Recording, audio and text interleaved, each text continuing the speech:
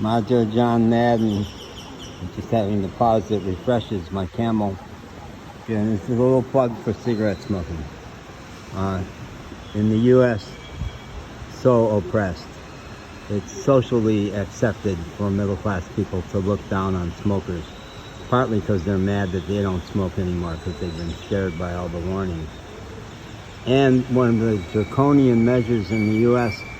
to stop people from smoking is to tax the hell out of them, which poor people who need them just become poorer because they have to pay gobs of dollars for a pack of cigarettes. They're not taxed that way in Mexico. It's the same as any other food. So cigarettes are cheap. You can't get American spirits except in Mexico City, which are, and I like no additives. And I sure don't like menthol. Someone left a butt here. This is the cleanest city in Mexico. They're proud of it. So I'm going to pick up that. And my butt is going to go back in my pocket because when I'm poor at the end of the month, I re-roll them and get a lot more tobacco that way. Some of us need cigarettes. I had macrobiotic friends in the 70s in Syracuse, New York, who were so healthy. And they all smoked once in a while, a few cigarettes a day.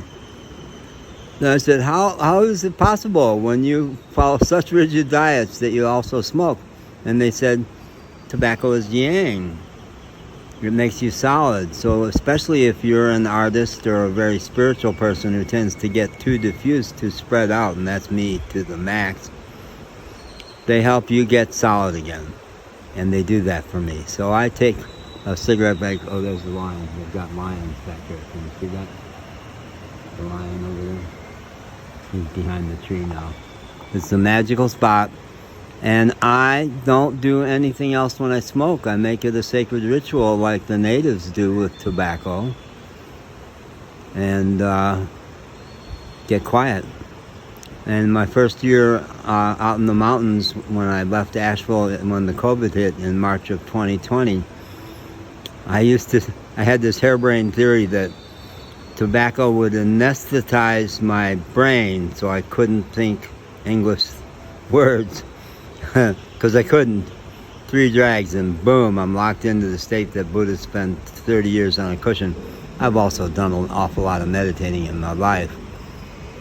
But I love a powwow with another cigarette smoker or a group of cigarette smokers because they tend to be gritty, real people because they have this habit that people disapprove of and they can't stop it. So they don't take themselves as seriously. So that's not to say you should smoke, but an awful lot of the ex-smokers I know, when I light up with their permission, they get dreamy-eyed. They said, oh, I love smoking. I miss it a lot. And I find that if I smoke non-additive cigarettes, I think the additives are really the issue, and menthol is the issue. They don't hurt my wind. I dance like a crazy man. Yesterday danced for a long time in Castillo Park down that way. They had a cumbia band. So the next time you want to think a disapproving thought of a smoker, like back in Asheville, somebody at my church said, I'm not going to give money to homeless people. They can spend money on their damn cigarettes. It's so easy to disapprove of others, and it's a middle-class vice. Middle-class people are recently up from poverty, not wanting to slide back there, constantly comparing themselves with others, constantly criticizing others because it makes themselves feel good. They feel quite the liberty to judge other people.